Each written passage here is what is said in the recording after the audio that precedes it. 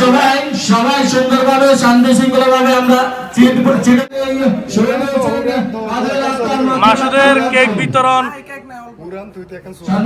না না ছবির একত্রিত হয়েছে, অনেক আনন্দিত সবাই। আজকে নির্ধারিত হয়ে আমাদের আজকে অনেক বছর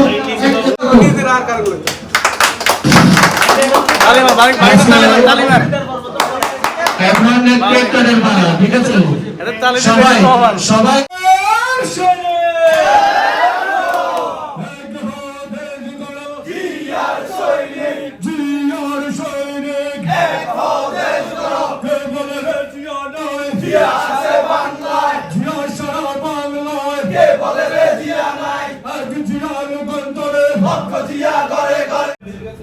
আজকে যারা এখানে উপস্থিত হয়েছেন, আমাদের প্রিয় বড় ভাই আঙ্কেল এবং কি নেতৃবৃন্দ যারা আছেন, সবাইকে আমি অন্তঃস্থল থেকে আসসালামু আলাইকুম।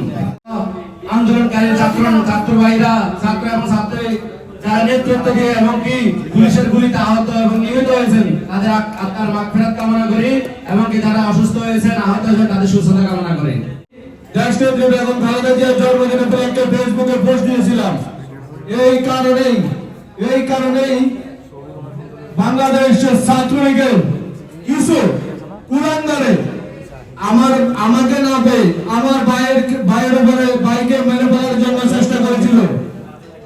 আজকে তাদেরকে বলে দিতে চাই, ক্ষমতা চিরদিন থাকে না।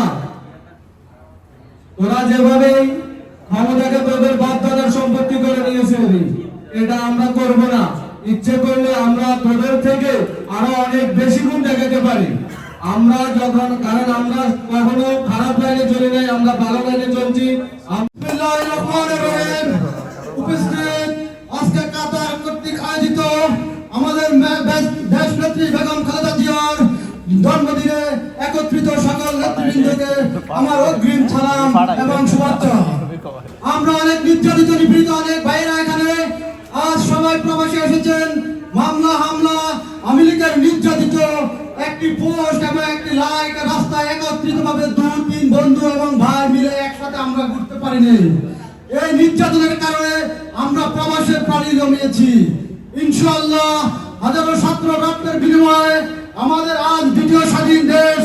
আমরা বীরের দেশে আমাদের দেশ নায়ক তারেক রহমানের সাথে বাংলাদেশে যায় আমরা যারা আমাদেরকে দাঁড় করেছে, আমরা রাজনৈতিক ভাবে তাদেরকে ইনশাআল্লাহ মোকাবেলা করব, দেশকে শান্ত রাখবো, নির্যাতিত নিপীড়িত মানুষদেরকে সাথে আমরা কাঁধে কাঁধ মিলিয়ে একসাথে কাজ করব।